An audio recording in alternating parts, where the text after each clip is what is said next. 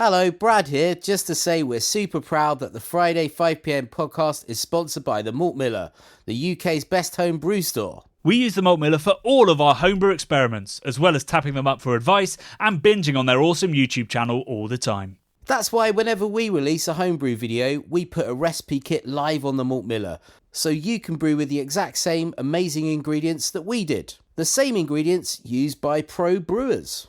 So alongside the Malt Miller's nitro-flushed hops, cold-stored yeast and milled-to-order malts, you can pick up recipe kits for our 5 Points Best Bitter, Russian River West Coast IPA, and now the fastest beer in the world, a hazy session IPA that goes from grain to glass in less than 48 hours. Sign up to their newsletter at tinyurl.com/Malt Miller to get 5% off your first order. With the Malt Miller's amazing customer service and Johnny's 48-hour recipe, you could order the ingredients on a Monday and be drinking the beer by the weekend. Speaking of which, it's Friday. It's 5pm. So enjoy this week's Friday 5pm podcast.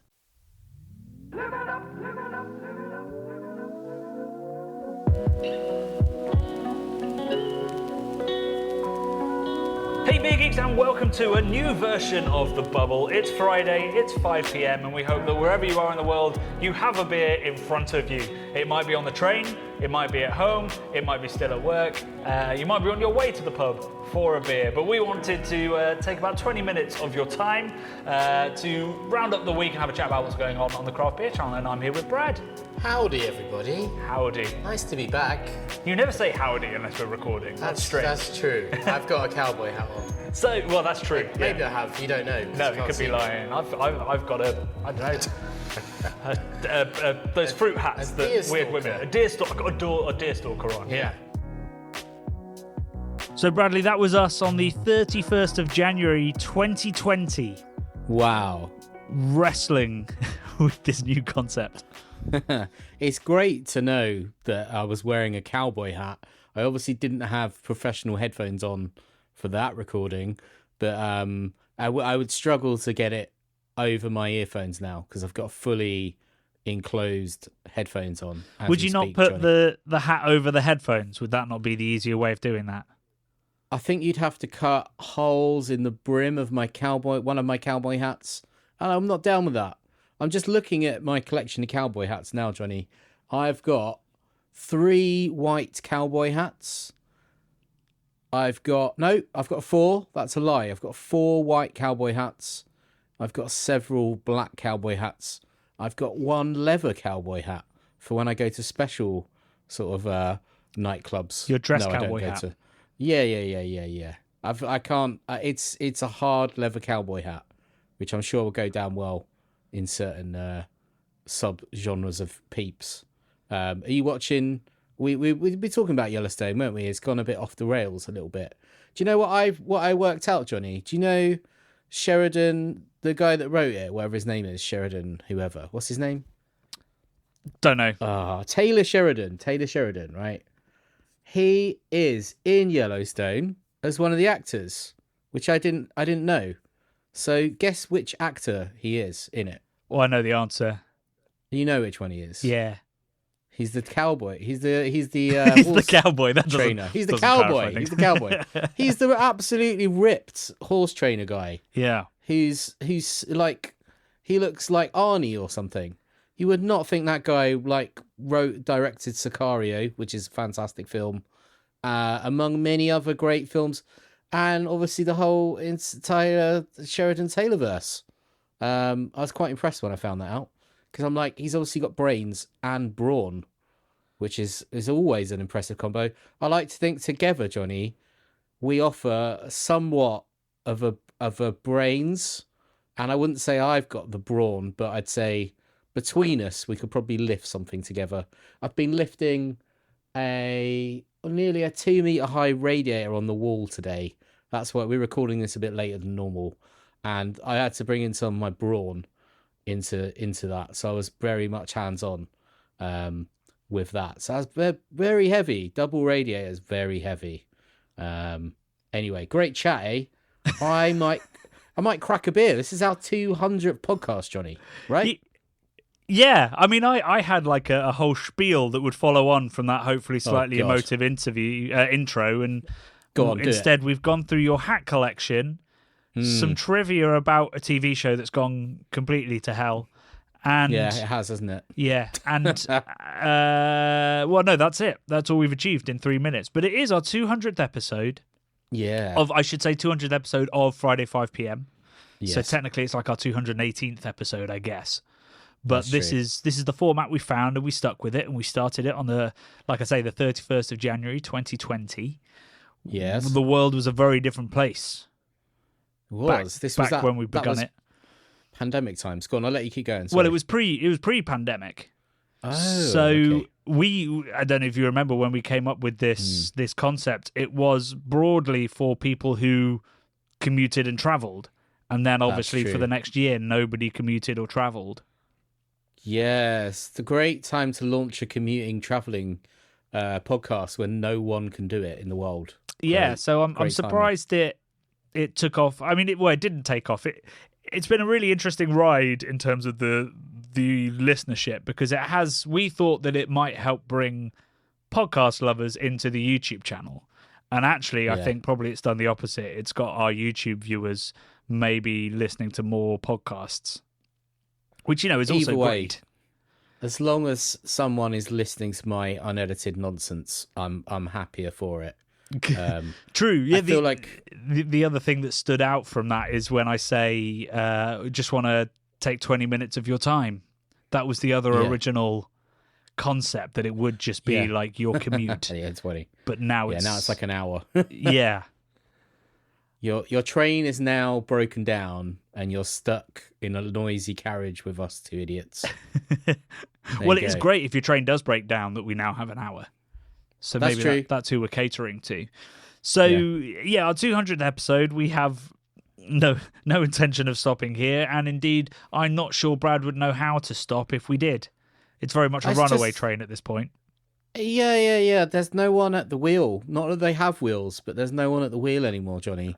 It's just That would imply there ever going- was one. crazy off the track. Well, hopefully it won't go off the tracks, but it's definitely speeding up, Johnny, and it's flying through the signals.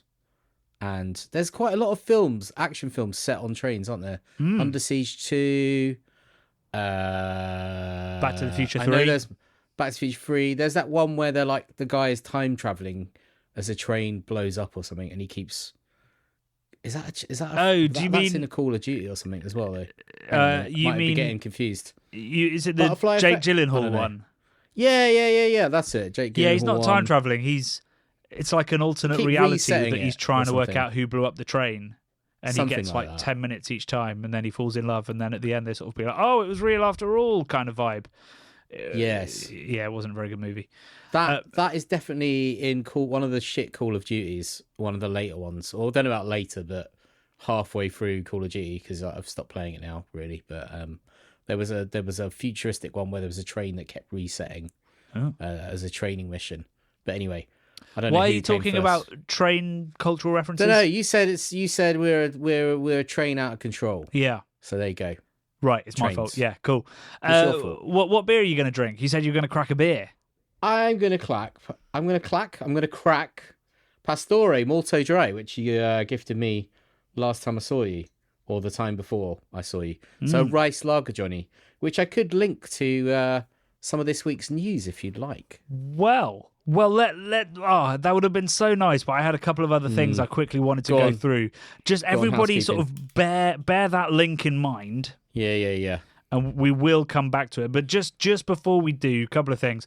Just want to say, firstly, our live show is tomorrow night, It is. which will also, in many ways, be an extension of our celebration of Friday 5 p.m.'s 200th episode. It will. And we have lots of exciting plans. I've just finished the quiz. Oh, quiz time. I've sorted out the Drink Johnny Dry portion. Yep. I've just now been filming, so I'm going to be releasing over the 7 days before Christmas a beer and celebration box matching series of shorts. So I've just been working out my matches for that, but we'll dig into that during the live show. I've got a box of celebrations to do that with, as well as, of course, our curry smugglers cans Oh, can't of wait to eat delicious those. Bombay snacks. Are you now are you getting sponsored by Celebrations? Is that why you chose Celebrations? I don't think that Mars are interested. Lucrative, the Mars Corporation have hit you up. I think they've got bigger deep fried Mars bars to fry. Hopefully no one's trying to shoot their CEOs. But I'm guessing they're slightly less destructive than giant healthcare. It's a stretch topic-wise, but timing-wise, you couldn't be more. Oh, come on, you know me. That's it with a pointy end. I've lost it, Johnny. But I was about to go down a tangent. Go on. That's probably for the best. Let's bring you screeching back to the rice lager you've cracked called Malto Dry. Okay, Malto Dry. Okay, so there you go. I'm gonna have a swig. Oh yeah, that's dry. It's malty. It's malty and dry, Johnny. I see what they did there. Well, no, it's delicious. Well, is it? Yeah, is it malty? Surely it's ricey. It's malto. Sorry, which malto. Is very. So it's ricey. Yeah. I guess the malt character's not that high actually, but it's absolutely delicious. Pastore, they do a good job, don't they? And it's sake lees that it's fermented with as well. It is. So that's sake keisu, or whatever that is. Yeah. Is that lees? That's what lees means. I guess it is I think the closest comparison you can have. Yeah. Yeah. Which is, it's a really exciting and unusual style of beer. It was a bit that we sadly had to edit from the video that I did with Pastore, but basically they needed a lager because they were buying lagers in for the taproom from other people because not everybody wanted to just drink sour beers. But there's a local sake producer, so they teamed up with them and fermented a beer with sake and lager yeast, and then obviously made it with rice like a rice lager because sake, and then called it Malto Dry, as in very dry, like super dry, which is Asahi's thing, but also a play on malt. It's a lager with levels. It really is. It is. It is definitely. I said it was malty. I don't know why I said malty because it's not. All I'm blaming is I've just eaten some sausage pasta, which was throwing me off very, very much. I've got a taste of sausage pasta. Fennel sausage pasta in my mouth. Fennel sausage pasta. Yeah, dude. This is a recipe. One of the only things I've taken away from working for Jamie Oliver for years was he cooked fennel sausage pasta in front of me one time. And then I got to eat it, and I was like, "That is absolutely delicious." Right. So it's seared in the back of my brain now, so I know how to make it. Nice. Yeah. It's very good. Anyway, and you made that for lunch? No, I had. It's actually cold. It's not as amazing as I'm making it sound. I've just eaten cold fennel sausage pasta, Johnny, from the fridge, out of a glass Tupperware. There you go. Wow. Now everyone knows. At least it's glass Tupperware. Last time my mum came around to the house, she was like, "We all need to stop microwaving our plastic Tupperwares." She's onto something. Yeah, they're pretty bad. And me and Kirsty, we had vintage Tupperware that I think her mum gifted us from the 60s or 70s. Yeah, that's what we've got. Cause my mum sold Tupperware. Yeah. Oh, there you go. It was bright orange, absolutely beautiful looking, but definitely really bad for you. You shouldn't be heating that shit and then eating out of it, for sure. We all do worse stuff. Like eat fennel sausage, presumably for dinner and then lunch the next day. Yeah, I think, well, I'll tell you what I had for dinner last night, Johnny. Oh, right, so it's not fennel sausage. No, they shut the M1 motorway before I got to Hatfield. So, like, almost immediately when I left your house. Do you mean the A1? So, A1. Yeah, A1, you don't want to go down the M1, then you've gone to Luton, No. and nobody wants that.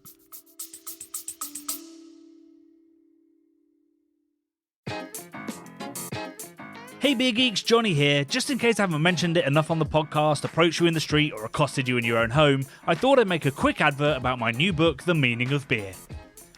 This travel book follows me on a 3-year adventure around the world to discover the surprising ways in which beer has helped build and shape the world.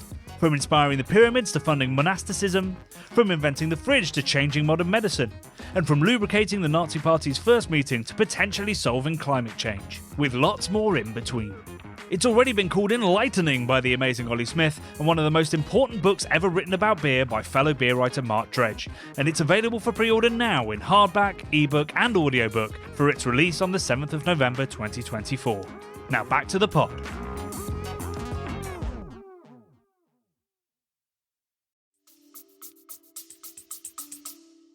A1M1. Anyway, I didn't go on any motorway, Johnny. I went on B roads all the way to fucking Edmonton, wherever that is.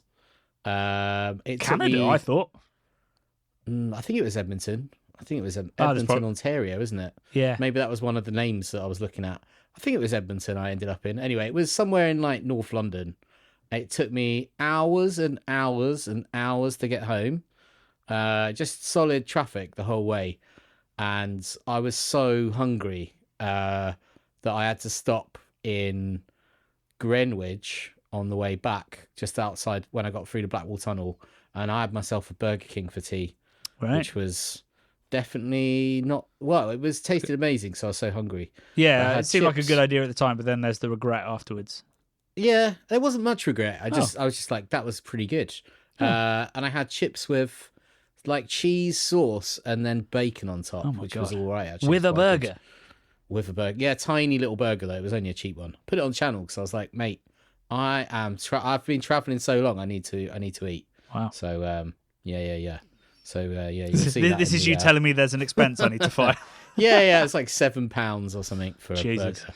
We I got the should say cheapest burger. Little link there is that the reason Brad was at my house is because we were posting all of our Patreon rewards.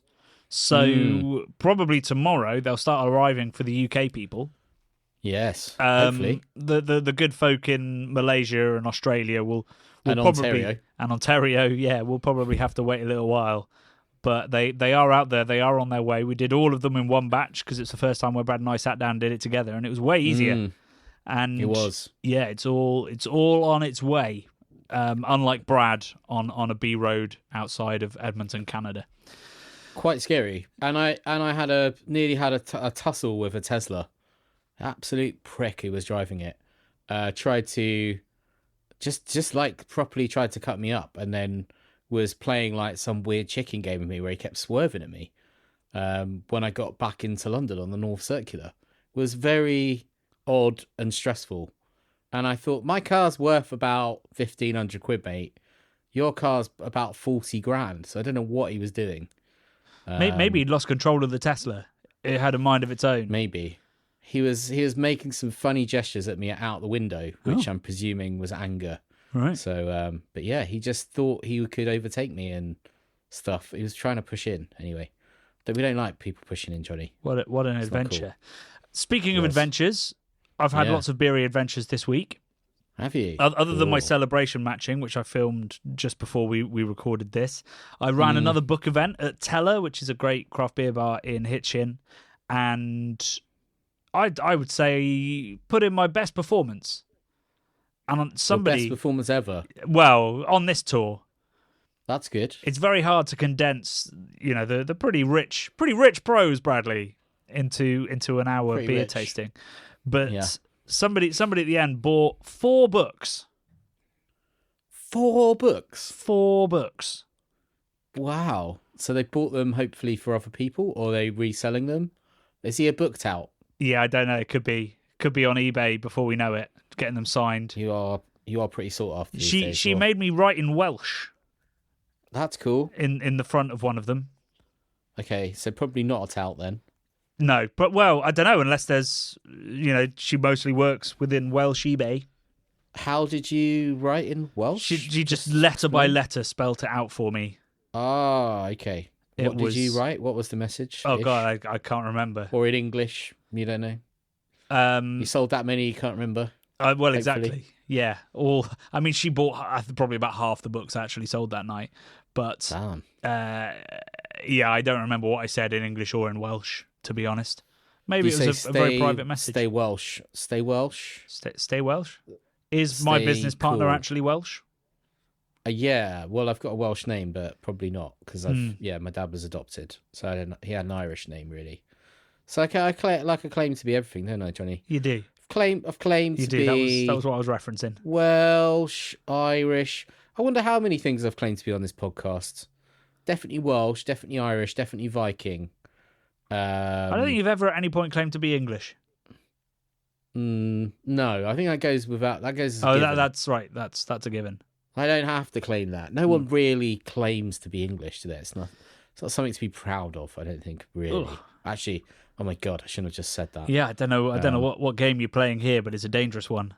I didn't mean it in that way. What I meant is we're people that are very boastful about being English sometimes are wrong uns, aren't they? Not all of them, obviously, but kind of you get an element. I do. The Tommy Robinson sort of element. Yeah, I see and what all you're that. trying to get at. Yeah, it's not entirely unfair.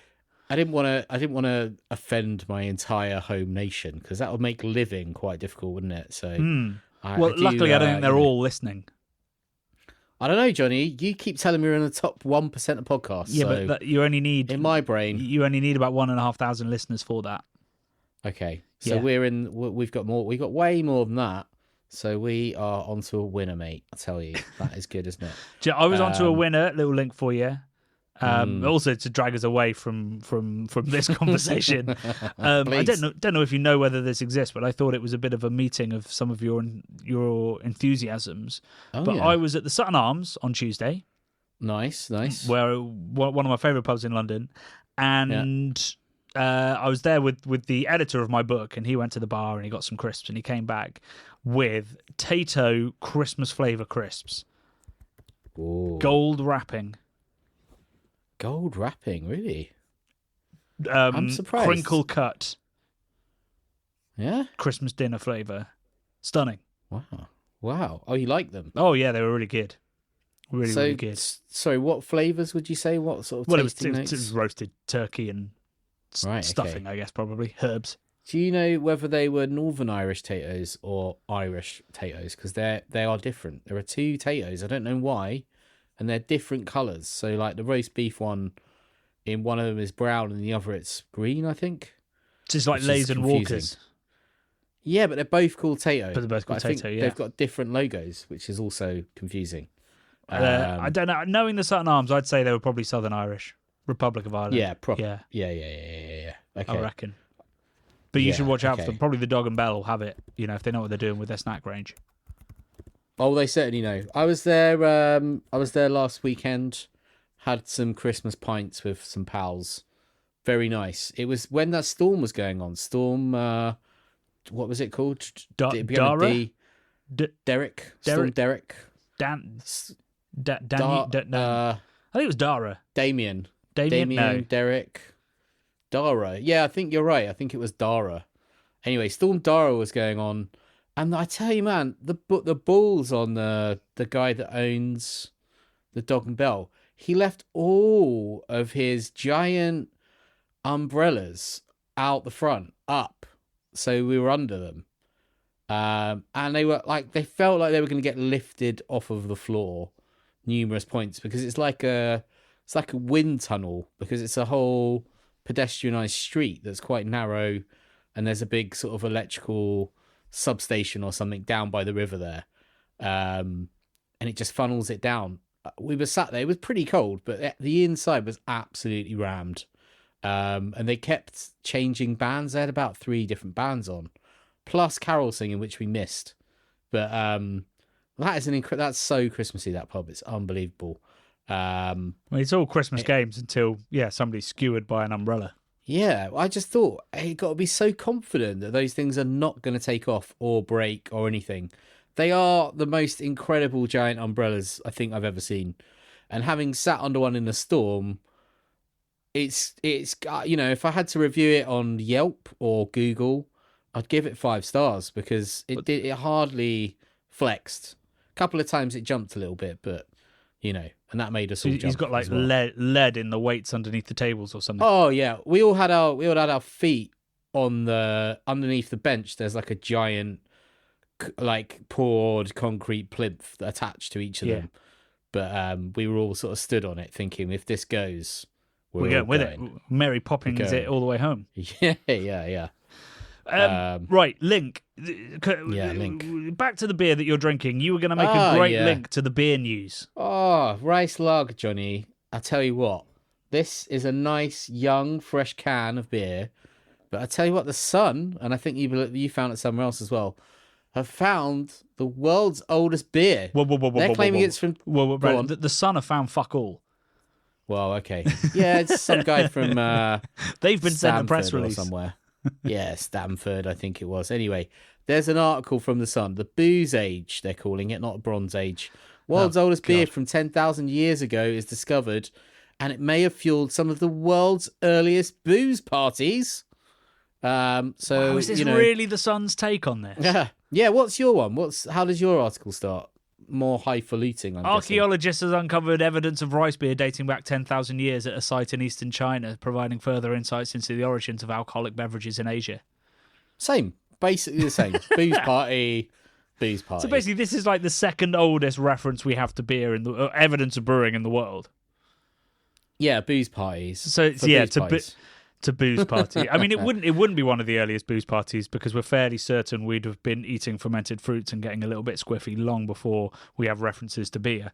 But I mean, this is old brewing, and it is rice that we're using as the grain. It's in Zhejiang province, so a different Zhejiang. part of China to where we know that in about, I think it's about 7,000 BCE.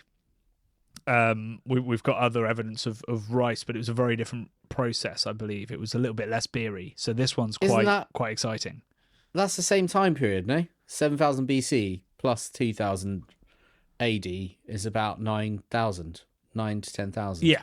Well, yeah, I mean, if you want to condense time down, because there's 1,000 years between those two things. So it is pretty... Well, that's true.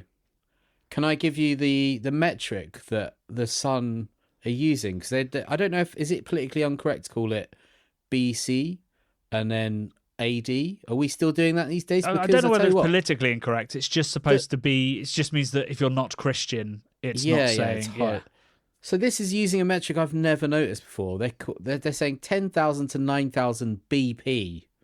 And that doesn't stand for booze party, Johnny. BP? This is definitely made up. This is for dumb people. Before the present is BP, apparently, which I've never heard. What's wrong with the word ago? Yeah, I know, right? Just 10,000 years ago.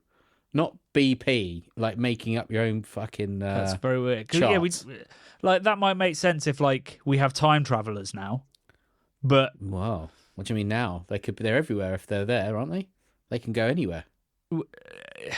Yeah, I guess it's hard to argue with that one, Bradley. Yeah, you're right. We either do or we don't.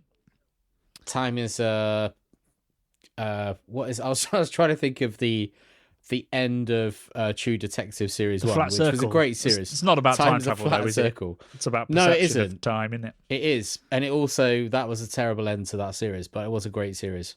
What was wrong with the end? I thought it was pretty good. I didn't like the bad guy. I thought they kind of bitched out on the Green King, or there wasn't the Green King. What do they call him? The Green King is that'd have been good if he was called the Green King.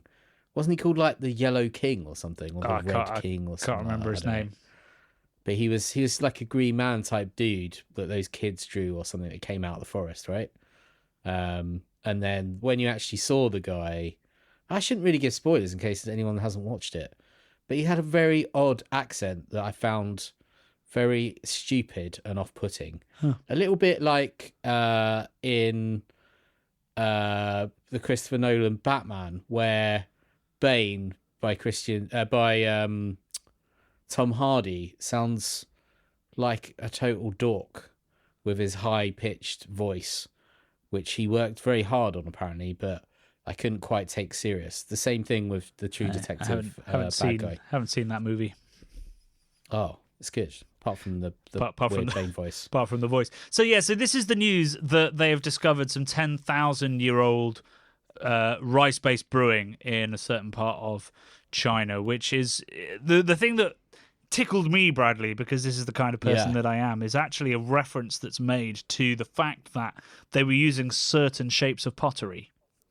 And I don't know whether the Sun journalist has picked up on the nuance here or not, as to the fact that because they only found evidence of brewing in certain shapes of pottery, it's kind of indicating that they knew that shape had a huge impact in the way that these beers would end up, which was actually a theory I put to somebody while I was researching the book, and I was asking, could we claim that beer had a huge impact on the way that pottery developed because certain shapes would have been better for brewing, and he said that nobody had done a study into that, but it was a good idea and he was going to have a think about doing a paper. Oh wow! And so you want to get some sort of co-author credit on that? Well, I don't think I can for just giving him an idea. I think that would be a bit charitable of him. But Come on. I'm hoping he's read that and he's on top of it and he's going, well, so the Chinese rice fermenters, rice brewers preferred, they call them globular shaped. Globular? Yeah. Yeah, the sun doesn't go into this. Right, okay. There's no globular mentions in the sun, unfortunately. I'm not sure you've gone to the best source of this information. No. But yeah, so the round globular shapes were being used for brewing while the other shapes weren't, which is interesting because like at the place where I went in Egypt, at Abydos, they were using conical shaped jars because what it meant is you could dig it into the sand upright. But equally, that would have had a really helpful effect, and that it would have helped sort of clarify, settle out the beer. Okay, that makes sense. Yeah. So a little accident of nature there that they probably clocked, and then were like, "Well, we've done it right. That's good." But yeah, early pottery, I reckon, probably was shaped subtly by the requirements of the brewers that would have used them. Nice. So yeah, that's good, isn't it? Yeah. This is genuine beer content we're talking about here. This is, in my head, what the podcast is going to be like every week, and then we talk about your hat collection. Well, yeah, I've got a large amount of hat collection. Now, so, Yeah. So that's our beer news, I guess, for the week. It's big, but it probably doesn't have much practical application to your life, unlike the news that say it's our live show tomorrow. It is. Should we dig into this week's video? Yeah. Definitely. So this was our annual Christmas video. It is something we look forward to filming from the moment the nights start getting long. And I think this year, snack-wise, we outdid ourselves. Or rather, the Beer Merchants Tap outdid themselves.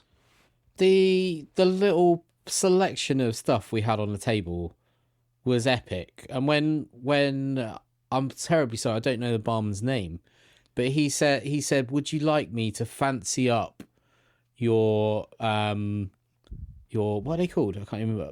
What's the meat pie thing called? Pork pie. Would you like me to fancy up your pork pie? And I said, yeah. Sounds like a euphemism, but I can't work out what for.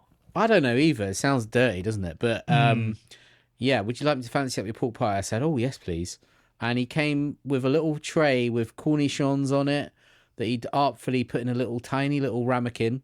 It had that delicious sort of Belgium-style mustard, very, very sweet and not at all hot, but delicious. Yeah, it was with the amount you dunked in. Bloody hell!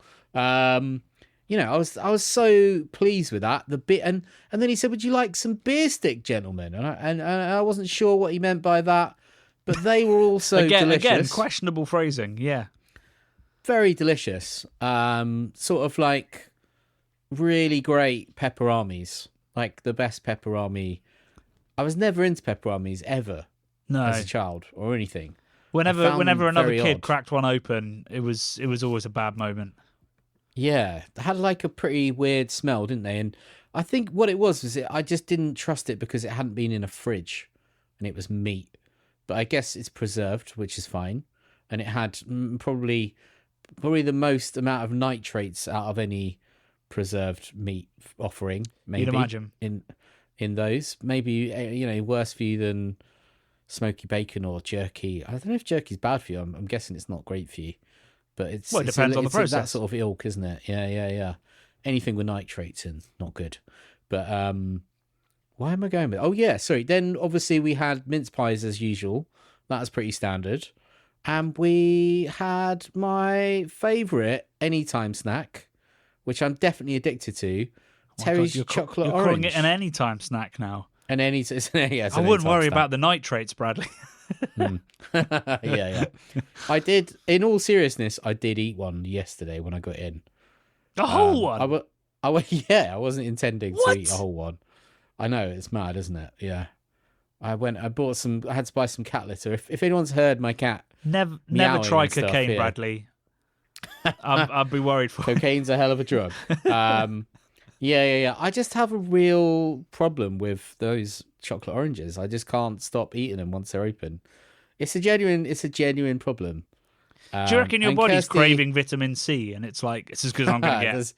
there's orange oil in it, so it is genuine orange oil. Maybe I've got scurvy, and it's just my body, sort of going, please, give me some vitamin C. I don't think I've got scurvy. I think it's quite apparent if you have scurvy, isn't it? There was supposedly there was a guy at uni that got it when I was there, Right? because he just ate Domino's pizza. But He I got didn't. scurvy from eating Domino's, yeah.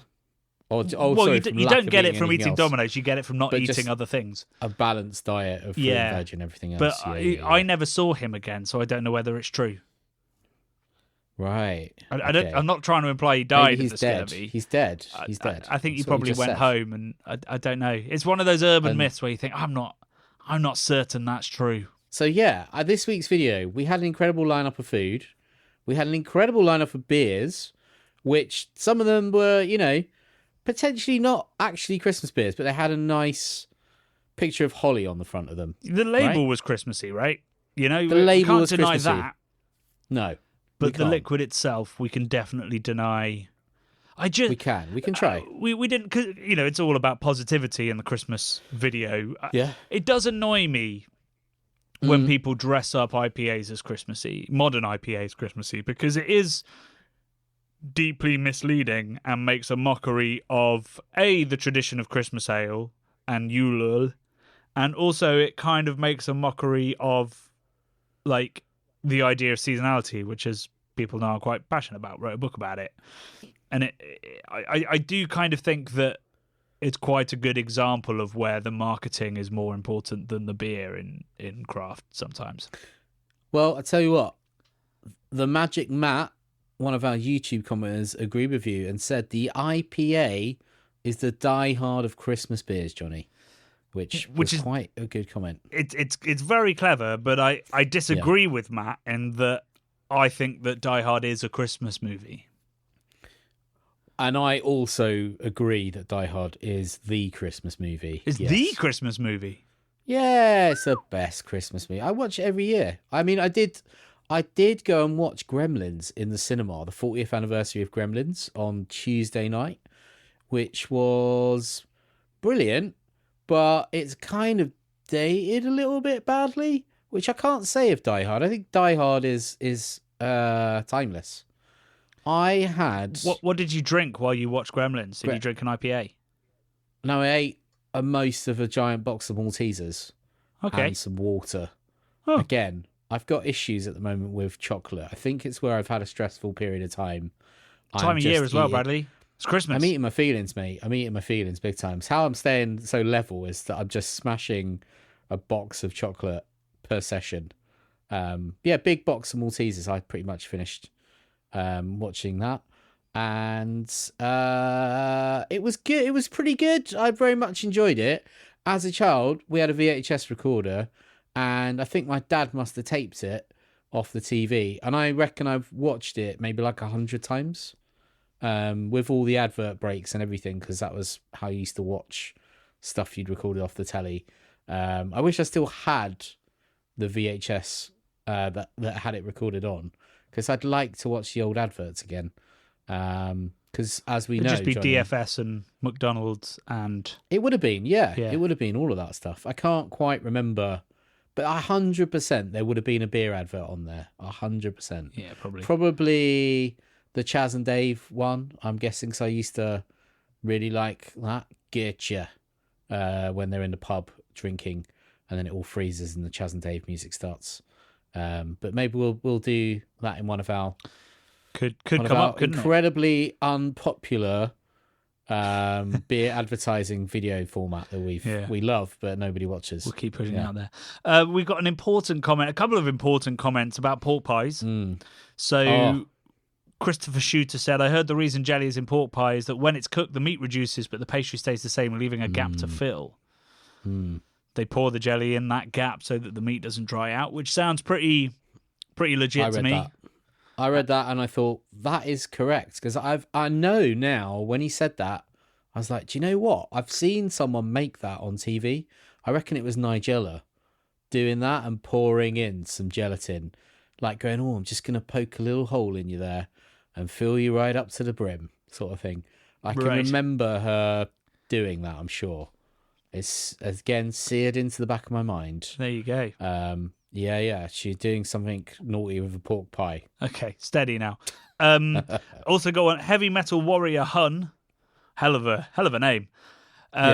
Said, speaking of beer and food pairings, I love eating cheese with stouts, and I recently learned how incredibly well they go with hazy double IPAs, especially blue cheese. Blue cheese and blue cheese, a New England double IPA. I don't know about that. I can't see it working, but I'm going to give it a go, Heavy Metal Warrior Hun. Yeah. Blue cheese is a bit funky for my likings, to be honest. I mean, I love blue cheese, but so salty, funky, umami with fruit juice. I feel like it's just going to make the dipper, or probably enhance the sweetness of the dipper. It will make it. Oh, I don't know. I think it. Sometimes you get a slightly blue cheesy thing off of old hops. I'm not convinced, but I'm convinced enough to try it. Yes. Another little comment. Father Earth 93, who we quote quite a bit, said that nice homey feel of watching the annual Craft Beer Channel Christmas video. Christmas season has officially started now. On a side note, Vaseline is used extensively to protect severely burned skin. Yes. Because I knew I was were onto saying something when I was going on about that. Yeah, so I think it's there to stop your skin, drying out and becoming incredibly painful. Well, it's a barrier as well, isn't it? Yeah, well, it won't protect you from a flame. I see what you mean. From germs. From germs. Yeah. It's like a total barrier. For that sort of stuff. So I knew I was kind of on something, but I couldn't quite get it out in the video. Yeah. Talking of get it out. Oh my gosh, what's happening? Adrian Kirk says, I always avoided pork pies. The quality of the meat was questionable, just like value sausages, mechanically recovered. However, I've just had a Soreen malt loaf for lunch. Ignore my dietary advice. Merry Christmas all. I mean, that's a great lunch. That's full of vitamins and energy. It is probably about how many thousands of calories in a Soreen bar? Like a whole loaf. Dude, you ate a whole box of about Maltesers 5,000. watching Gremlins. I was essentially a gremlin, yeah. I think it's got less calories than a box of Maltesers. Oh, I don't know about that. That is definitely worth a Google. Soreen loaf calories.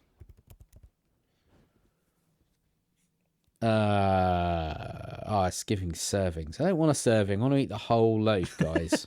But is that definitely what he's doing? Yeah. Because you get lots of different sizes of Soreen. He's gone for a whole big one. I've just had a Soreen malt loaf for lunch. It could just be a little snack size one, mate. That's not a loaf. You can call those. Well, a they're loaf. loaf shaped. They're not a loaf. Come on, you know the score. Do you put butter on a bit of Soreen? No, generally I use them as a snack while cycling. So you don't generally stop, get your knife out and. I have had a bit of butter on one once and thought it was quite delectable. Salted butter does work. Don't get me wrong. Do you think anyone's ever made a Soreen bacon sandwich, heavily buttered, with maybe some brown sauce? That'd be pretty good, I reckon. You'd have to maybe somehow warm it up. I don't think so. Too spongy, too dense, maybe a bit too dense. Well, I also think like the textures would kind of clash. Could do. I'm not sure how I'd face the challenge of something so chewy, but then something. It is very chewy, isn't it? Yeah. Crispy. Too chewy. Yeah, it's too chewy. Okay, maybe very thinly sliced. Very, very thinly sliced. Okay, so this 200th episode is. We could have planned something special. We could have got a guest in. We couldn't think of a guest that would have made this more special than me and Brad discussing how you'd tackle a Soreen and bacon sandwich. Well, exactly. Clearly, we probably should have had a guest. Any other comments? I'll just read. Is this the one you've? No, I was about to read the blue cheese one because I picked that out and then I've realised that was what you just read. I really enjoyed the Wintersnickel, Johnny, that we kept joking about. Yeah. I thought that was great with the mince pies. I don't know if anyone's mentioned Wintersnickel in any of the comments. I don't think they have. So somebody did. I think they were going to track it down. They said because it is a very delicious beer and basically liquid mince pie filling. There was a comment from somebody in America saying they didn't know what a mince pie was, but I swear mince pies or mincemeat pies are a thing in America. Maybe they call them something else. Yeah, I don't know. I thought it was pretty. Really, I wouldn't have thought it was universal. I really wouldn't. I think they got to be German or English, surely, right? As a concept. Yeah, they I mean, they're certainly English. I think the history was. I remember seeing a history program about like Henry VIII's time, and they did like what they'd have had on Christmas Day, and it was a mincemeat pie, but it had mince in. It was a savoury pie. Yeah. And slowly the pork's been stripped to the point where it's just Yes. Do you know what I've just had a brainwave about, Johnny? Hit me. A Soreen, right? But in the shape of a there. Christmas pudding. So like a Christmas pudding shaped Soreen. If we could contact Soreen and say, do you want to shift some more units over Crimbo? Because I don't like Christmas pudding. Maybe we could you set a Soreen on fire? I think if you started a Soreen burning, it'd probably burn for days because it's got so much energy in it that maybe it would cause too many house fires. Maybe they've already thought about this and then reconsidered it. I mean, I reckon a standard Soreen would probably burn better than when you put sherry on a Christmas pudding, I reckon. But you're aware that when you light a Christmas pudding, it's not really the pudding that's burning. It's the sherry. Yeah. But I'm saying, I think a normal Soreen bar without any booze on it would probably set on fire. Yeah, it's got like so much energy in it. I reckon it would. We need to know this. There's only one way to find out, and that's for you to do it, and for me not to be involved. Okay, and what I might do is put a Soreen into a blender. Okay. And then put it into a mould and make it into the shape of. I'm not sure it'll blend. You'll need some pudding. water, which might make it a bit trickier. It won't blend. No. Do you reckon it? You know, like was it David Letterman that had "Will It Blend"? And he used to just put like gadgets in a blender, like a phone, and he'd see a new iPhone. He'd see if it could blend with a super strong blender. I don't reckon a Soreen bar would have blended. It's so dense. It's so incredibly dense, Johnny. Can we make a Soreen beer? Opinion on this. Soreen. I'm just going to keep saying Soreen. Now. Yeah, we're dwelling. Seems to be the hardest word. Dwelling and Noelling on the Soreen. Yeah. Soreen seems to be the hardest word is possibly the podcast title. So I'm assuming you've got no other comments other than reading the Soreen comment again. Well, pretty much. It's not. So this is from JS4 Directions. It's not truly the holidays until the CBZ Christmas video drops. Much love from Canada to you, gents. Thanks for all the amazing content. Here's to much more in 2025. Thanks for sticking with us. Well, he didn't say that. I'm saying that. I didn't really leave a breath there. But we had quite a lot of comments like that, which made me feel really great. When I was stuck in the traffic jam yesterday, I was reading some of these and thinking, oh, that's nice. That's really nice. Oh, I could eat some. I could eat a pork pie right now. That was what I was mainly thinking. How I could eat a pork pie in my traffic jam. It's just a very practical snack, isn't it? As well, it's like very much like a Cornish pasty. Yeah. It's kind of a self-contained thing, isn't it? The southeastern man's very good. Maybe Cornish pasty, mayhaps. Yeah, it could be. It's not from the southeast. Melton Mowbray, though, isn't it? Isn't that where the pork pie's from? I don't think historically that's where it's from. I think it is from the royal court. Is it? Well, I guess it is very rich. Melton Mowbray's become famous for it. I need to dig into the history. It might even be in Pie Fidelity in Pete Brown's book. That is a good name. He's good with the names. Oh, he's good with the names. Yeah, but I can't quite remember whether it is or not. So I'll do some research, report back to you. Yeah. I should say we've I don't know if I'd be able to dig out the comment, but we did have somebody. We were battling about where the names of where the names of storms come from. Yes, we were battling it, yeah. Somebody did reply, but I don't know how to find that comment. How would I find that? Is that in this video here? No, it's not on this one. Oh, wait, I've come out with it immediately. It's Father Earth. Oh, of course it is. Here you go. So he commented on our podcast, White Gene Zombie. When I look back at the names of these podcasts, there are some truly wild things. But, so Father Earth 93 says, storm names for storms hitting the United Kingdom, Ireland and the Netherlands are actually determined in collaboration with the UK Met Office, Irish Met Iron, and Dutch KNMI. Bert, so we were talking about Storm Bert back then. Bert is one of the 6 Dutch names for this 24-25 season. Cool. That's cool. In the UK, you can actually suggest names yourselves to the Met Office. The KNMI pulls from suggestions done on an open day in 2022. That's cool. I like that. So we can feed in. Maybe we should. What name should we come up with? Like a beer related storm name. See if we can get it done. Like we could go like Vinny Silerzo, or Henok, or Evan. Oh, wouldn't it be great to have one Storm named Evan. after Evan from the Colonel? I like that. Storm Evan. Yeah, I'm going to do it. Although I reckon it'd be a very well mannered, very balanced, absolutely delicious storm. There'd be frequent pauses because he's a considered man himself. He is. Yeah, for sure. He's also a big cheese fan, isn't he? Very big cheese fan. Huge cheese. So what you're saying, like there'd be camemberts rolling down the street during Storm Evan? Anything that can roll would be rolling. Would be rolling. Okay. Yeah, right. yeah. Sounds great, this. Yeah, Storm Evan sounds good. I'd like to be under an umbrella at the Dog and Bell, catching camemberts and singing the praises of Storm Evan. Oh. Oof. Degstoid said Johnny loves mince pie and a pork pie too. I'm not quite sure why he's come to that. Yeah, I mean, I do. He's not wrong. You didn't eat more than I did.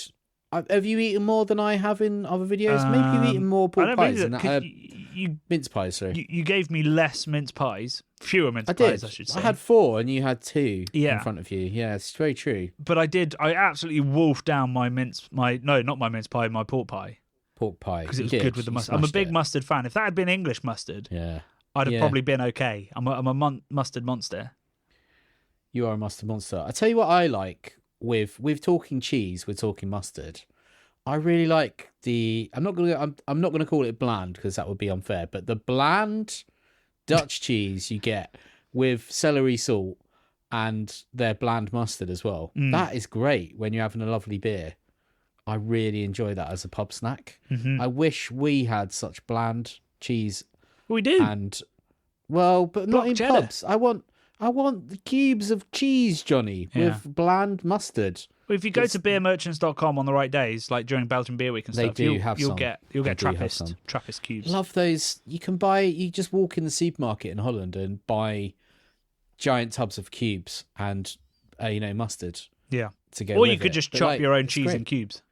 Yeah, I could, Johnny, but when you're staying out there and you don't have a knife at hand. Oh, sorry, I meant in the UK. Like, if you're missing that in the UK, you could just buy cheap cheddar and cube it. And they do older cheeses and younger cheeses, and some of them have like a bit of a mix, so you get a bit of the outside closer to the outside and then closer to the inside, which is younger and a bit softer. Oh God, I'm a little bit hungry. This little bit of pasta I had really not filled me up. Probably need to go and smash a chocolate orange now. Not even joking. It's not going to go well with your Molto Dry. No, it's not, is it? You'll need something like that. I'm looking at a bottle of the Thirst Class, the Omnipollo beer we have for Saturday night. Oh, delicious. Coconut cinnamon smash cake, barrel aged for 22 months in Buffalo Trace. Hell yeah. It's going to be a wild, wild time tomorrow night, folks. And on top of that, I could be drinking the list of what I could be drinking from the Drink Johnny Dry section, which, if you don't know, is the part of the show where now you guys get to choose what I drink from my completely out of control stash. So I could be drinking Goose Island Bourbon County Stout 2019, Omnipollo Yule Sour 2023, Tongelo Christmas 2022, De Dollar Stille Nacht 2022, or I have found a large bottle of the mince pie double that we did on the channel a couple of years ago. God damn. So I'll be drinking 1, 2, maybe 3 of those, depending on how many rounds we go. So pray for me Sunday. Yeah, pray for Johnny. Everyone pray for Johnny. Well, we're going to have some great pub snacks, aren't we? We are. I don't even know about pub snacks, celebrations. Yeah, if you're listening, guys, and you are going out, hopefully you've bought our beer box. But if you haven't, you can still join us. We'd love to see you. Merry Christmas. And get yourself some nuts or some Bombay mix as well. And, get yourself some Bombay mix and a box of celebrations. That's it. That's where I was going. Yeah. So that is your mission. Because I've some of the pairings that I've done for the celebrations videos are beers from the beer box. Brill. So I've got Milky Way with a Hefeweizen, which I think is going to be great. Yeah. I've obviously that, put the Bounty with the first class, like for like. Yeah. I've also got Pressure Drop very kindly sent me a box of beer. Nice. And within this, they have one of the best labels they've ever done for a beer called Decadent Beast. Wow. And it's like an old, almost like Bayer Tapestry kind of thing, Beast. And then like old Gothic writing. But it's a chocolate fudge stout with cacao nibs, cacao powder, cacao nibs, cocoa powder, vanilla and toffee. And it's absolutely unreally delicious and great with a Twix. Yeah. So there Great you go. with a Twix. Great with a Wow, Twix. That was Top my tip. celebration of choice. So yeah, do join us with those snacks on Saturday at 8 p.m. It is now live on YouTube, so you can hit that little bell that will give you a reminder when it's about to start. Because it's the Christmas show, because I'll probably have quite a lot of beers open, there might be a little after party in the Discord. We'll have to see. Might regret saying that, but we'll see. And yeah, otherwise, other than the live show on Saturday, this is the last you'll hear from us until January. Wow.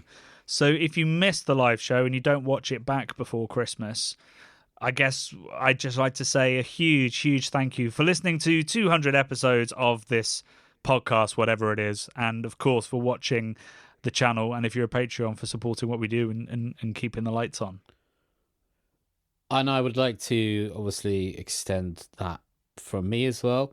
And I'd also like to just add, Johnny, Christmas is a very happy time for a lot of people.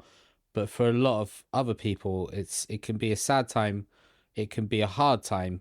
And if you've lost loved ones like I have, I feel for you. And you're not alone. People love you. And, we'll get through it together, guys. And it's all about love and beer, right? I guess, yeah. And, reach out to the people you know who might not be having as good a Christmas. That's it. Yeah. And don't forget that on our Patreon forum, we have a How Are You section where you can talk about things. So please do use that. And if you're not a Patreon, join. And it's a very safe space full of truly wonderful people who support each other every day. So, yeah, I hope you have a very wonderful Christmas. I hope you can join us tomorrow night. But if not, we will drink one for you. And we'll see you in the new year. Obviously, the first video of next year will be the Big In 2025 episode. And then we have some space in the schedule, which we're either going to fill, or depending on how quickly I manage to edit Keep Cask Alive, we might have to take a couple of weeks off again while I finish that. But yes, we promise that by February we will be running and doing what I think will be the most significant piece of work we've probably ever done. Big time. And I need to nail that. That's my priority for 2025. So apologies if there is some slightly interrupted service, but we have filmed Big in 2025. It is coming out, and we'll be back with the podcast in January. So until then, love, beer, and eggnog. I'll drink to that.